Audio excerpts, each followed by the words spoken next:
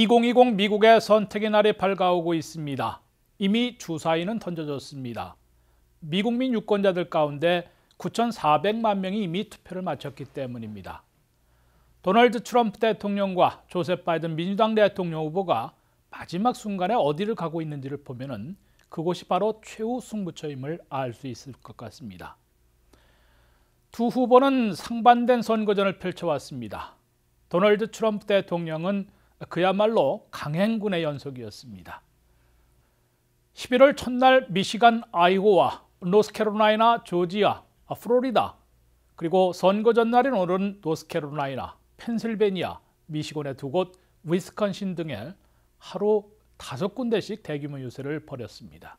바이든 후보는 1일과 2일에 오하이오에 잠깐 들른 후에 펜실베니아로 돌아와서 여러 곳을 돌면서 차량 안에 있는 소규모 유권자들을 향해 유세하는 것으로 마지막까지 이 두세 곳에 올인하는 모습이었습니다. 두 후보가 마지막까지 올인한 곳이 바로 최후 승부처인데요. 6곳으로 꼽히고 있습니다. 차기 백악관 주인을 판가름할 것으로 보이는 6대 격전지들에서 선거 전야 판세가 변화를 보이고 있습니다. 트럼프 대통령이 맹추격해서 6곳 중 5곳을 동률 또는 1, 2포인트 차이의 접전으로 바꿔놨습니다. 공화당 우세 지역들에서는 역전까지 시키고 있습니다. 리얼 클리어 폴리틱스가 각 여론조사를 종합해 평균한 결과를 보면요.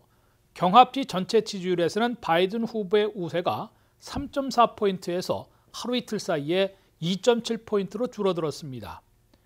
특히 선벨트 지역인 플로리다에서는 아직 바이든 후보가 1포인트 우세를 유지하고 있지만 트럼프 대통령은 조지아에서는 0.2포인트, 노스캐롤라이나에서는 0.6포인트 우세로 역전시켰습니다.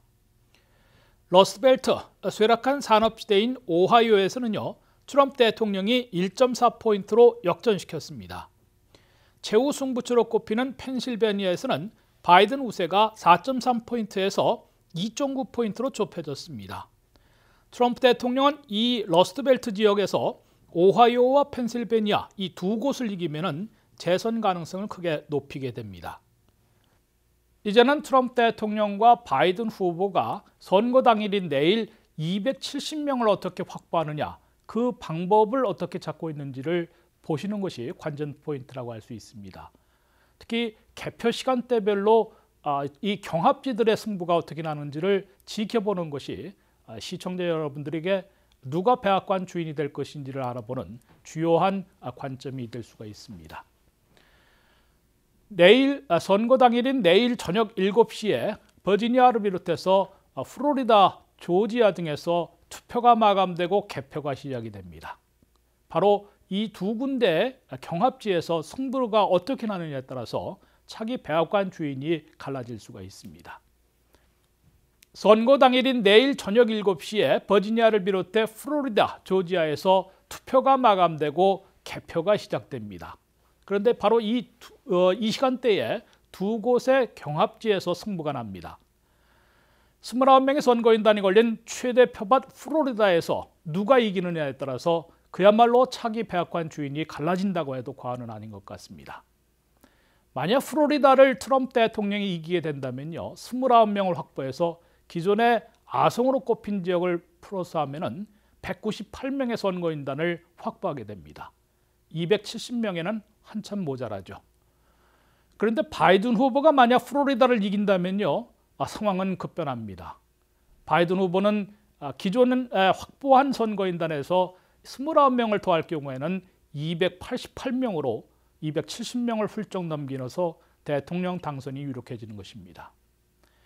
플로리다에서 트럼프 대통령이 이기고 그 다음에 볼 곳이 바로 조지아입니다. 조지아에서는 16명이 걸려 있는데 트럼프 대통령이 이기게 되면 플로리다와 조지아까지 포함해서 214명을 확보하게 됩니다. 그러나 여기에서도 트럼프 대통령이 지게 되면 그야말로 또 바이든 후보가 304명으로 그야말로 압승을 거두는 그런 결과가 나올 수도 있습니다.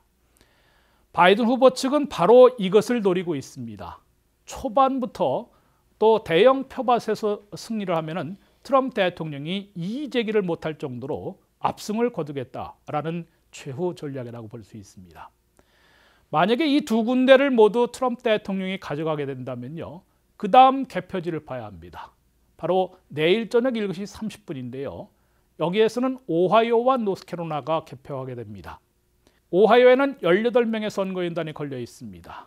이곳을 트럼프 대통령이 현재 추세대로 이긴다면 누적 선거인단 확보가 232명이 됩니다. 아직도 270명에는 모자라죠. 반면에 바이든 후보가 오하이오에서 이긴다면 앞에서 모두 지더라도 277명으로 당선이 됩니다. 노스캐롤라이나도 마찬가지입니다. 15명이 걸렸는데요. 그야말로 노스캐롤라이나까지 트럼프 대통령이 이길 경우에는 247명을 확보하게 됩니다. 마찬가지로 바이든 후보가 앞에서 모두 지고 노스캐롤라이나 한 곳만 이겨도 274명을 확보하게 돼서 대통령에 당선되는 것입니다. 그 다음에 볼 곳은 바로 8시에 마감해서 개표에 시작하는 또 최대 승부처야 하는 곳인 펜실베니아입니다. 펜실베니아는 20명이나 걸려 있는데요. 펜실베니아까지 5연승을 거둔다면 트럼프 대통령이 267명으로 당선에 근접하는 그런 결과가 나올 수 있습니다. 270명이기 때문에 3명이 모자라는데요. 여기서 뉴햄프셔 4명을 확보한다 그러면 그야말로 극적인 대통령 당선, 재선에 성공할 수 있는 길이 생기는 것입니다. 5연승을 했을 때에 그러한 결과가 나오는 것이고요. 마찬가지로 반면에 바이든 후보는 펜실베니아만 이기면 자신의 고향만 이긴다면 279명으로 또 대통령에 당선될 수 있는 아주 여러 가지 가능성이 있는 그런 넓은 길을 지금 걷고 있다고 해도 과언은 아닙니다. 만약에 이 5연승까지 트럼프 대통령이 거둔다 그러면 또 볼 것이 바로 6대 경합지 중에서 한 곳인 밤 9시에 애리조나를 봐야 됩니다. 서부 시각으로는 그 전이지만은 동부 시각으로는 밤 9시가 됩니다. 애리조나에는 11명이 걸려 있는데요. 바로 애리조나에서까지 6연승을 거뒀을 경우 트럼프 대통령이 278명으로 270명을 넘겨서 당선돼서 재선에 성공할 수 있다는 얘기입니다. 그야말로 6연승을 거둬야 되는 것이고요. 만약에 6연승을 못하고 5연패를 하다가 바이든 후보가 애리조나만 이기면 270명으로 또 당선이 될 수 있습니다. 이것을 요약으로 말씀드리면 개표 초반부터 시간대별로 아마 지켜보시면 되겠는데요. 개표 초반에 트럼프 대통령은 6연승을 거둬야 하는 아주 상당히 그렇게 쉽지만은 않은 좁은 길을 걷게 될 것으로 지적이 되고 있습니다.